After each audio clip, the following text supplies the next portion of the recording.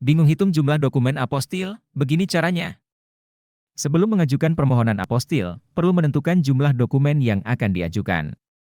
Jumlah dokumen yang diajukan dalam permohonan apostil adalah jumlah berapa banyak sertifikat apostil yang diperlukan dalam satu pengajuan, bukan berdasarkan jumlah halaman atau lembar dokumen. Jumlah dokumen akan menentukan jumlah kode voucher yang akan dibayarkan oleh Anda pada pelayanan apostil.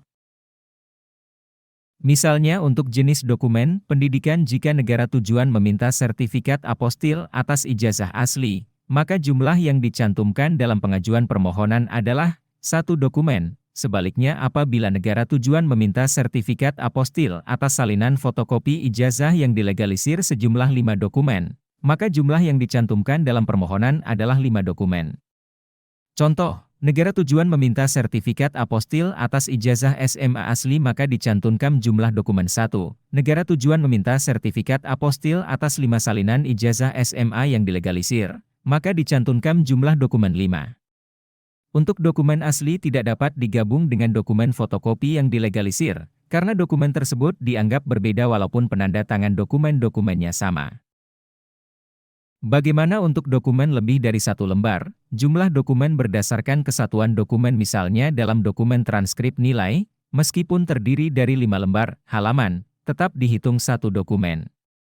Bagi dokumen terjemahan, jika mengajukan dokumen terjemahan, maka dokumen tersebut diajukan dalam permohonan terpisah dengan dokumen asli bahasa Indonesia, karena yang mengesahkan terjemahan adalah pejabat berbeda, yaitu penerjemah tersumpah. Data pejabat yang dimaksudkan untuk pengajukan permohonan terjemahan adalah data penerjemah tersumpah. Contoh, transkrip asli 1 dokumen. Terjemahan transkrip nilai 1 dokumen, kedua dokumen contoh di atas, diajukan permohonannya secara terpisah. Dokumen yang memiliki lampiran, jika kamu mengajukan dokumen yang memiliki lampiran seperti sertifikat pendidikan atau pelatihan atau sertifikat keahlian, maka dokumen tersebut tetap dihitung 1 dokumen karena lampiran bersifat melekat kepada dokumen utama. Jadi sebelum kamu mengajukan permohonan apostil, dapat pastikan dulu jumlah dokumen yang diminta dari negara tujuan sehingga dapat dicantumkan jumlah dokumen yang dibutuhkan agar pembayaran vouchernya sesuai dengan permintaan pemohon.